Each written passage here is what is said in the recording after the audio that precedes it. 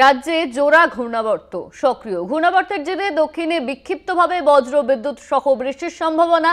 সোমবার থেকে ভারী বৃষ্টি। রাজ্য জুড়ে 30 থেকে 40 কিমি বেগে ঝোড়ো হাওয়া বইবে। উত্তরবঙ্গে ভারী থেকে অতি ভারী বৃষ্টির পূর্বাভাস। আজ দার্জিলিং ও কালিম্পংয়ে প্রবল বর্ষণের আশঙ্কা। আগামী সপ্তাহে দক্ষিণবঙ্গে বর্ষা প্রবেশের সম্ভাবনা।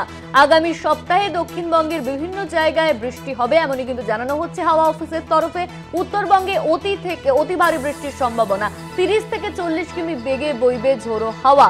সোমবার থেকে ভারী বৃষ্টির পূর্বাভাসের কথা বলা হচ্ছে। ঘূর্ণাবর্ত সক্রিয়। ঘূর্ণাবর্তের জেরে দক্ষিণে বিক্ষিপ্তভাবে বজ্রবিদ্যুৎ সহ ঝড় বৃষ্টির সম্ভাবনা। উত্তরবঙ্গে ভারী থেকে অতি ভারী বৃষ্টির সম্ভাবনা। আজ দার্জিলিং কালিম্পংয়ে প্রবল বর্ষণের আশঙ্কা।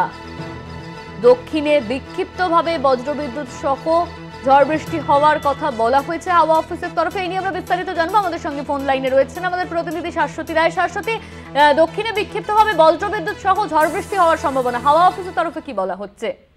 দেখো, আবার সক্রিয় হচ্ছে মৌসুমী বায়ু অক্ষরেখা এবং তার আগেই দুই জোড়া ঘূর্ণাবর্তের অবস্থান রয়েছে বঙ্গোপসাগরের ওপর। তার জেরে প্রচুর পরিমাণে জলীয় বাষ্প রাজ্যে প্রবেশ করছে এবং এই বৃষ্টিপাত তার ফলেই তৈরি হচ্ছে।